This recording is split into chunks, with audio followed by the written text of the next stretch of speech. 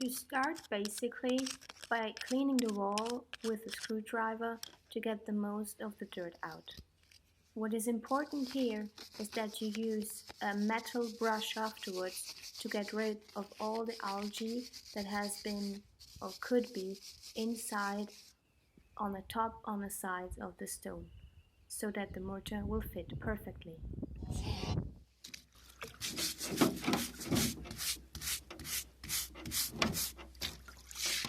Depending on the stones and how dirty they are, there might be more effort to take. But also, the most important part here is to use the metal brush to get rid of all the things that could prevent the mortar from really stick to the stone.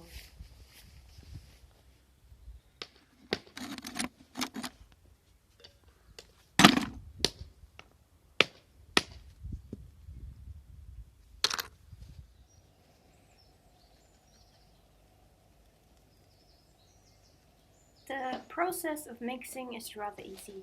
You have a ratio 3:1, 3 buckets of sand, 1 bucket of lime.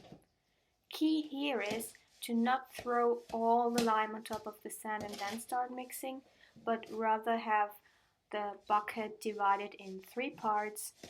Mix 1 part, then put in the second part. Mix it again with the sand until there's no more lime left, and then put in the third part. Also make sure to always get all of the sand from the sides and from the very depth of the bucket you're mixing, so to prevent that the mixing only happens on the surface. First you're doing a dry mix, then you fill in the water. Mortar is only good for up to 3/4 of an hour, so if you're doing a full mix with water, you need to make sure to be very fast while working, because otherwise the material will go to waste.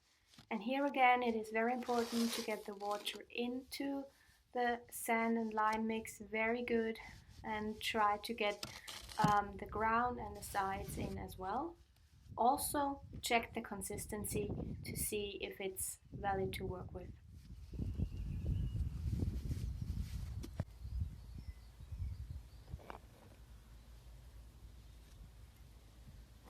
Usually, you will try to fit the stones that you want to pin into this gap before you get the mortar in.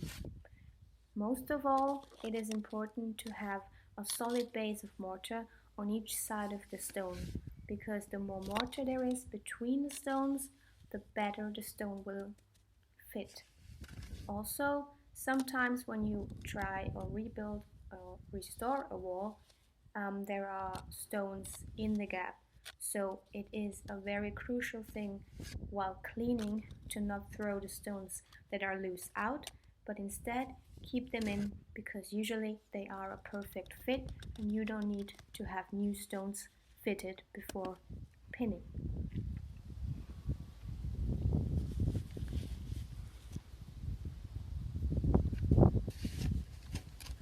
Also very important is to have a solid amount of mortar on top of the stone you pinned, in order for you, when you come back the other day and start the pointing, that there is already a horizontal edge to it, and you can just go on and do the second batch of pinning or pointing.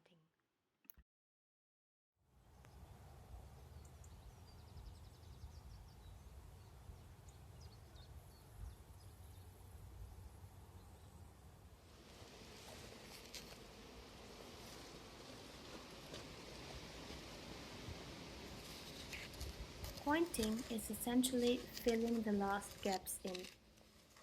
After pinning stones, you now get to do and devote your time to fill in all the left gaps, and try to do it with as much care as you can, so that afterwards you can still see the stones that you are connecting to each other. Pointing is a very nice way to make a wall look beautiful. And the most important thing here is to really fill in every single gap even if they're overhanging or if the stones don't really fit.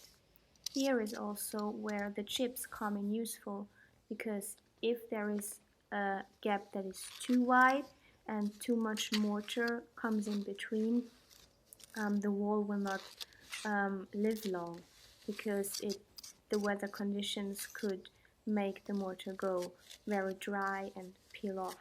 So if you have gaps that need to be connected to each other with little stones, that's where the chips come in very handy. So that's why you have to keep the chips at hand at all times.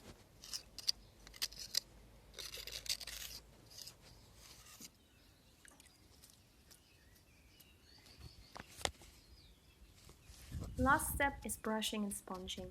With the brush, you have a lot of pressure to get all the mortar into the least small and tiny gaps that might not have been pointed. And also with the sponge, you have the opportunity to wash the mortar off the stones and make the mortar look very even and very nice, so that the sand grains can come and come to the surface, so that the wall looks finished, nicely touched and even.